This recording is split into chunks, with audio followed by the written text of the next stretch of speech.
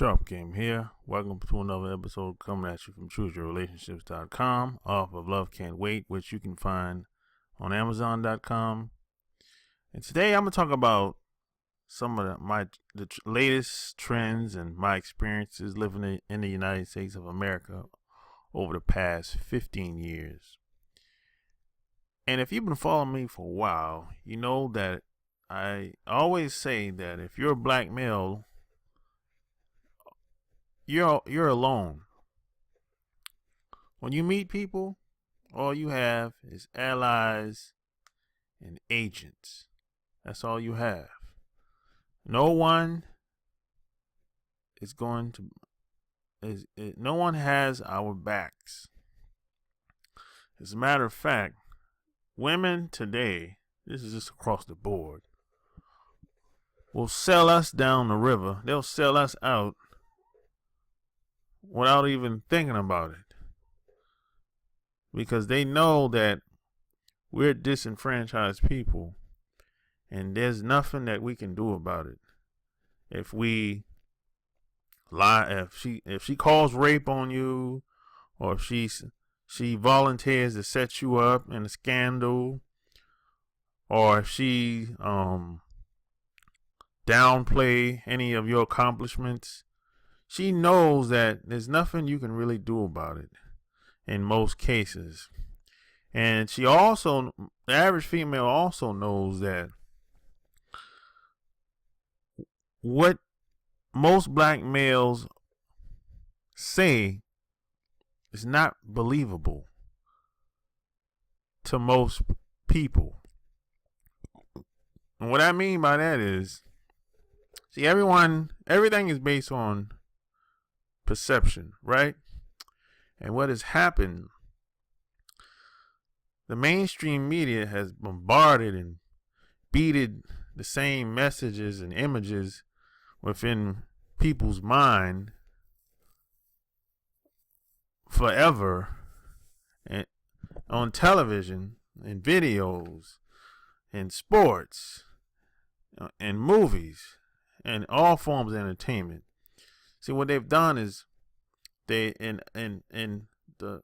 masses, in their mind, they've embedded the images and the messages that white guys or white people just in general, or they fit the standard of success, and everyone else sucks.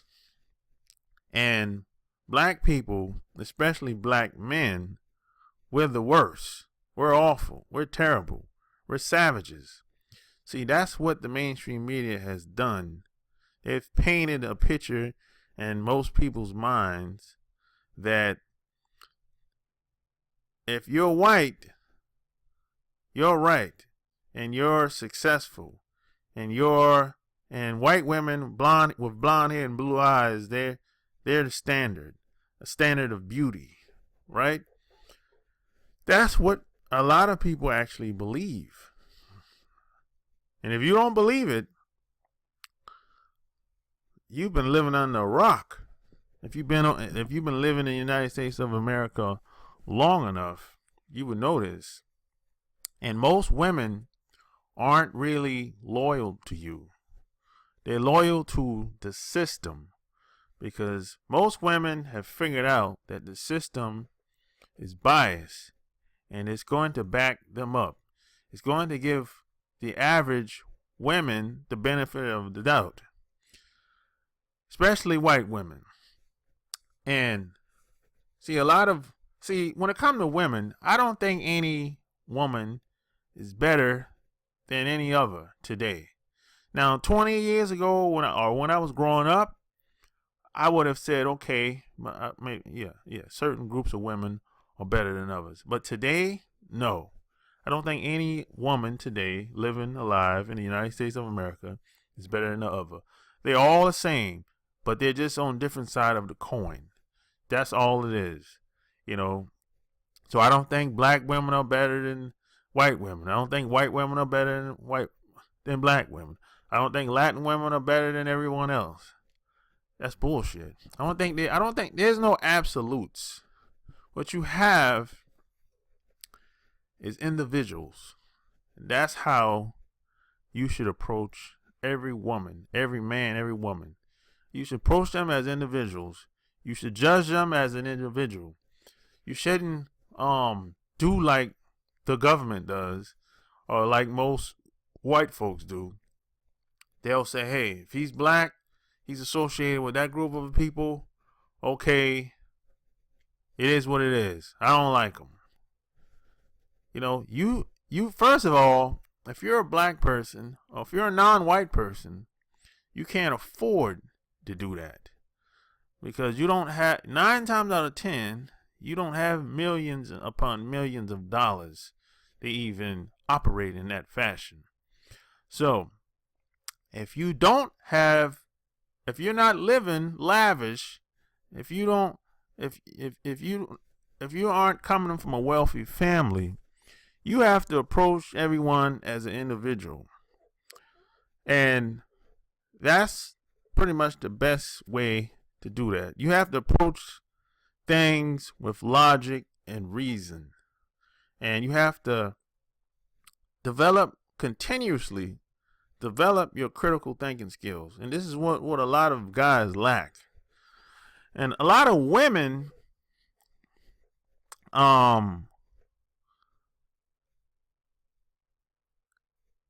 can really, I think a lot of women by nature, they have their sixth sense. Some people say sixth sense, and some people say there's a lot of different ways of phrasing it. But some people say intuition, some people say sixth sense. So a lot of women have it, but even some of them, they don't use it, right? But as a guy, it's absolutely critical. You have to develop those skills. Even though I know a lot of guys didn't develop it growing up because their parents did everything for them. So if your parents did everything for you and you didn't do very much and you were sheltered, or maybe your dad or maybe even your mom wasn't such a big influence in your life growing up, it's not too late. You can still develop those skills, because everything is a skill set. It's just another skill set. That's all it is. And it's important when it comes to women, because you have to be able to decipher who's who. You have to be able to decipher the type of woman that's good for you, the type of characteristics, the type of morals that's a good fit for someone to be around you. And you have to remember, you're only as strong as the people you have around you.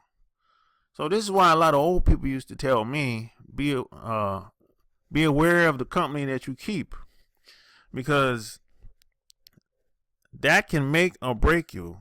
And the relationships you have is going to equate to the quality of your life long term. And a lot of people don't understand the value of friendship and family. This is why I always say it takes time to get to know people. It takes at least 7 years to really get to know someone really, really well. But in most cases, most couples, when they meet each other, they move so fast. They accumulate things so fast. They get the house, the kid, the cars, the clothes, they accumulate so much within the 2 to 5 year time frame. And then when they have all this stuff together, kids and everything, then they realize that they really don't have anything in common. They really don't like each other. One person doesn't see the value of family and friendships. The other person sees the value of family and friendships. The other person don't really care about the well-being of the kids. So it's like, that's why you have to really take your time and invest so you can get to know the person. And because a lot of women are not really loyal to anything or anybody unless they're receiving some type of benefit, material gain, or some form of fun or entertainment. And a lot of women are conditioned to be this way. And a lot of them have been taught by their mothers and people within society. Like, a lot of women look at television. A lot of women have friends and family, and they get influenced. So a lot of women have the attitude like, okay, if I just look good and play the part, I should be able to get any man I want, and he should be obligated to do what I want if I give him some sex, or if I spend time with him, and that's all it's gonna take. A lot of women actually think like this, but you have to be aware of this. And if you're a black male, we're the most hated motherfuckers on the planet, especially in the United States of America. And the reason why that is because a lot of white guys are control freaks. Let's just get that out of the way, right? So a lot of white guys look at it like this. They like certain types of black people. If they can use you and abuse you, you're their friend. But if they can't get something out of you, forget about it, right? And then you have, in this country, they don't like a thinking man. They like a guy that's gonna just take whatever he can get. Pick up the crumbs, buddy. They don't want a guy. They can't stand to see a guy with a beautiful women, dressed nice, speaks well. Or maybe he invested his money well, or maybe he's well off, or maybe he's a very ambitious guy, or maybe he wrote a book, or maybe he speaks in public on stage. And they don't like, people don't, for the most part in America, especially if you're a black male, they really don't like guys like that. They don't like to see black males that do things that's uncommon. See, they want us to stay in our place, whatever that is. Staying in your place, that means you're supposed to do what they want you to do. That's basically what that means. Stay in your place, do what you're told. Don't travel anywhere. Just stay in your hometown, or don't do anything that I don't see fit. They love those guys. They love the Stephen A. Smiths. They love the guy that's probably homeless, or probably, in jail. They love those guys. And a lot of people, a lot of white folks, they get off on seeing black males struggling. They feel good about that. That makes them feel good about themselves, because they know that they're not, that makes them feel that they're better than us. And see, that's the game that a lot of the elite whites have played. Because, see, a lot of white people know that they're not living like the elite whites. But they know that but they feel like they're better than other black people. That's the game. So what happens is the elite whites brainwash the whites that work in 9-to-5 jobs, or the poor whites, because they have to do the work. See, the elite white, he owns the company. He invests in the company, but he ain't gonna do the work. So he knows that he has to brainwash the working class whites so they can do the job and watch over the rest of us. You know what I'm saying? See, the whole thing is about control and keeping control of all the resources worldwide. That's what the whole shit is all about. You know, and you know, I think who was it? A comedian, Chris Rock, made a joke, I think years ago, and he said, he was on stage, I think it was his HBO special. He made a joke and said, he's like, I'm a rich black man, and he said, it ain't a white guy in here that would switch places with me. And a lot of people laugh, but that was some real shit what he said. And the reason why white guys wouldn't change places with Chris Rock, because white guys know that they have an advantage socially in society, because they know that we're disenfranchised people, even though they act like it's not true.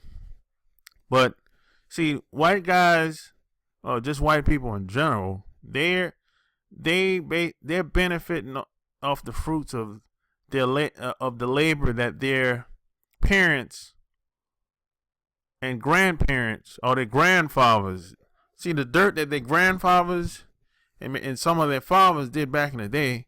They're benefiting from those fruits and the labor and all the dirt they did. But they'll say, hey, you know what? Get over it. You know, I wasn't there. I didn't do it.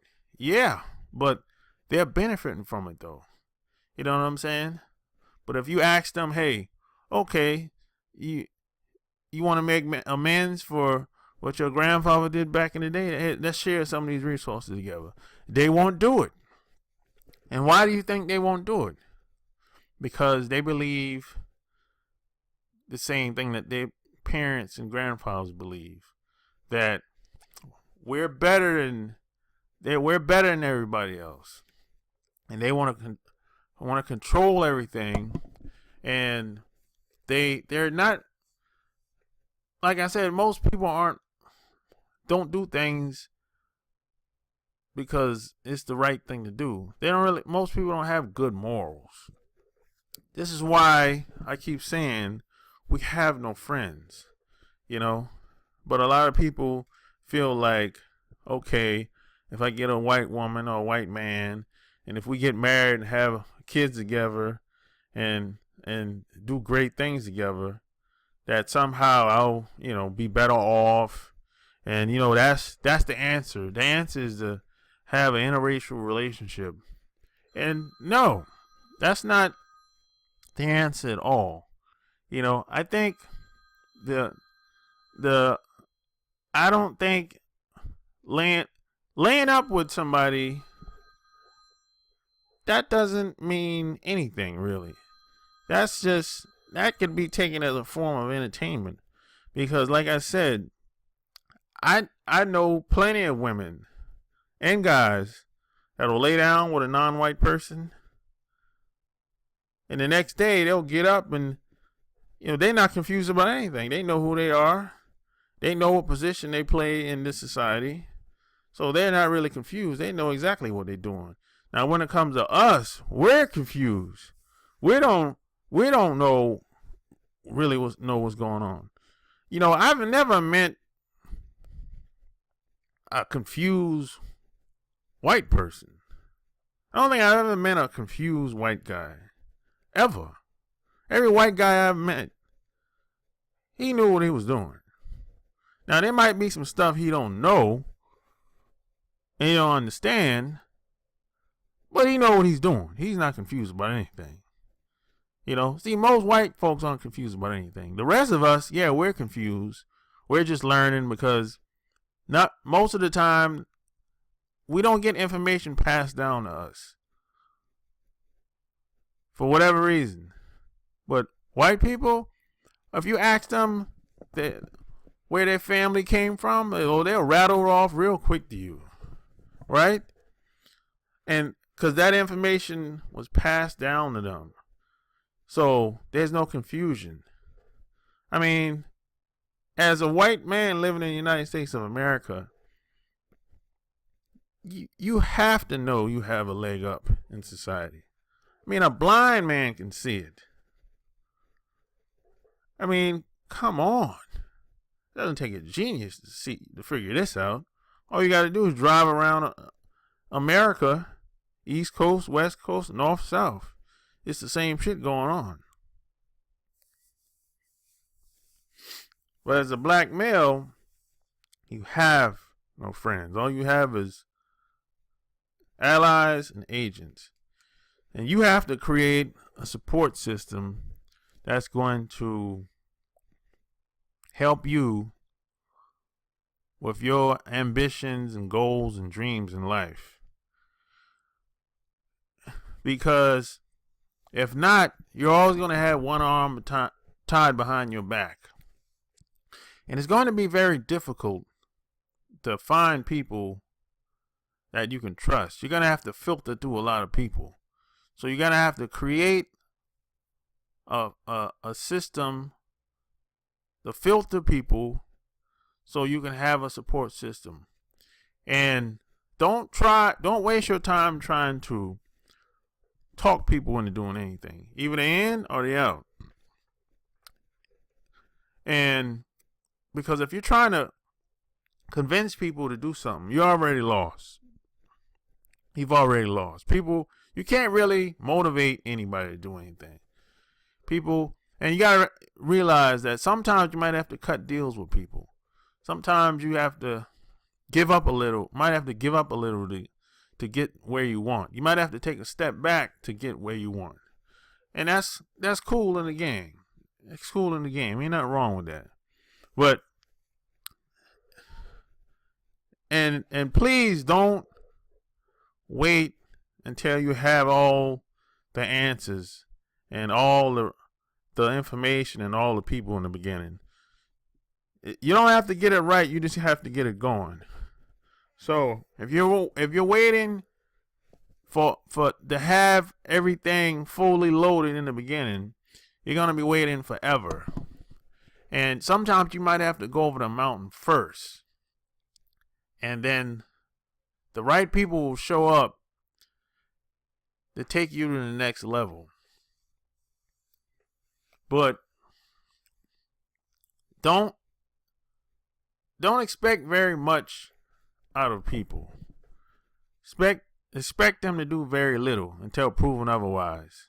Because most people won't do very much of anything until they feel like there's some type of benefit that's going to come directly or indirectly back to them. So this is some of the stuff that I've been seeing over the past 10, 15 years that I wanted to talk about. So if you like what you heard, don't forget to like and share this video. Leave your comments below. Subscribe to my channel. Until next time, I'm out.